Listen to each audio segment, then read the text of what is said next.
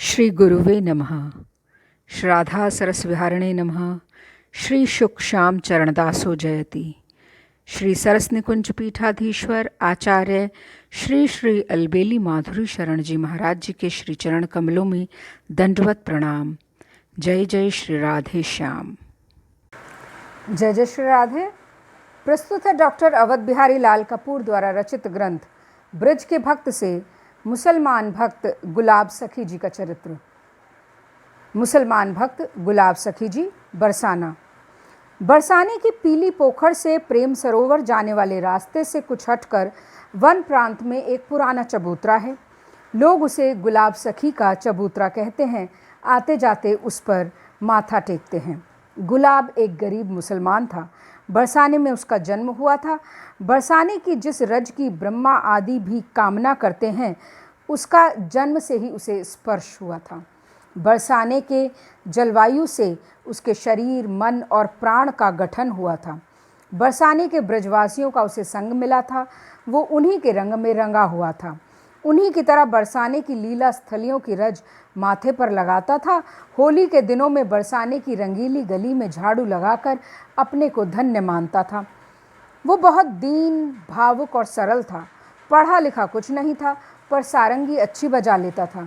श्री जी के मंदिर के प्रांगण में जो समाज हुआ करता था, उसमें वो सारंगी बजाता था।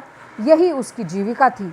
श्री जी के मंदिर से उसे नित्य प्रसाद मिल जाता था और महीने में 10-5 रुपए, जिससे किसी प्रकार उसका निर्वाह होता था। उसकी एक छोटी लड़की थी, जिसे वो प्यार से राधा कहा करता था। वो जब समाज में सारंगी बजाता तो लड़की नाचा करती। बड़ा मधुर और लोभनीय हुआ करता उसका वो नृत्य। लड़की से वो बहुत प्यार करता था। उसके साथ श्री जी के मंदिर में सेवा कर वो बहुत प्रसन्न होता था, मानो उसे त्रिलोकी की सारी संपत्ति मिली हुई थी। वो और कुछ नहीं चाहता था। उसे क्या पता था कि ये एक स्वप्न है जिसका कभी अंत होगा। लड़की बड़ी होकर ब्याह दी जाएगी और वो श्री जी की सेवा के लिए अकेला रह जाएगा। पर वो दिन आते देर न लगी जब लोग उससे कहने लगे, गुलाब, लड़की सयानी हो गई है, उसकी शादी कर दे। वो केवल गुलाब की ही तो लड़की थी नहीं, बरसाने भर की लड़की थी। बरसाने के सब लोग उससे स्नेह करते थे, उसके भविष्य की चिंता रखते थे। पर जब कोई उसके ब्याह की बात चलाता तो गुलाब का एक ही उत्तर होता, शादी करूं कैसे? शादी के लिए तो पैसा चाहिए ना। एक दिन श्री जी के मंदिर के कुछ गोस्वामियों ने उससे कहा, तू पैसे की क्यों चिंता करता है? उसकी व्यवस्था श्री जी करेंगी। तू लड़का तो देख। गुलाब ने लड़का देखना शुरू किया।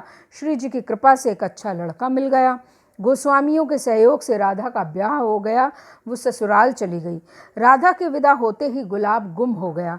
उसकी भूख, प्यास, गाना बजाना सब उसके साथ विदा हो गए। 3 दिन और 3 रात भूखा प्यासा श्री जी के मंदिर के सिंह द्वार पर गुम बैठा रहा। लोगों को चिंता हुई कि कहीं वो पागल ना हो जाए। उन्होंने उसे बहुत समझाया, पर किसी के समझाने बुझाने का कोई असर ना हुआ।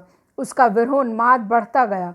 वो सिंह द्वार पर या तो ग्रहग्रस्त सा गुमसुम बैठा रहता या राधा का नाम ले लेकर आहें भरता रहता। तीसरे दिन रात 12 बजे जब वो आंखें बंद किए बैठा था, उसे सुनाई पड़ी अपनी बेटी की आवाज़, बाबा, मैं आ गई, सारंगी नाय बजाएगो, मैं नाचूंगी। उस समय वो सो रहा था या जग रहा था, ये कहना कठिन है। मुंदी हुई आंखों से उसने देखा कि वो सारंगी बजा रहा है। बेटी नाच रही है, पर उसकी पायलों की झंकार में आज मन प्राण को हर लेने वाला जैसा आकर्षण है, वैसा उसने पहले कभी अनुभव नहीं किया था। उस झंकार ने उसके अंतरात्मा तक को झकझोर दिया। उसके भीतर और बाहर की दोनों आंखें खुल गई। उसने देखा, ये उसकी बेटी राधा नहीं, स्वयं राधा रानी है, जो उसी की तरह नृत्य कर रही हैं। ये उन्हीं की पायलों की झनकार है जो उसके कर्ण कुहर में अमृत उड़ेल रही है। सजल और विस्फारित नेत्रों से उनकी ओर एकटक देखते हुए उसने कहा, बेटी। और जैसे ही कुछ और कहने की चेष्टा करते हुए, स्नेह से कांपते और डगमगाते हुए वो अग्रसर हुआ उनकी ओर। वे भागी मंदिर की ओर और वो भागा उनके पीछे पीछे। इसके पश्चात गुलाब को किसी ने कभी नहीं देखा। उसके अकस्मात बरसाने से अदृश्य हो जाने की बात सबके लिए पहेली बनकर रह गई। लोगों ने समझा उसने लड़की के विरह में देह त्याग दिया। कई बार मंदिर के गोस्वामी जी श्री जी की शयन आरती कर अपने घर लौट रहे थे।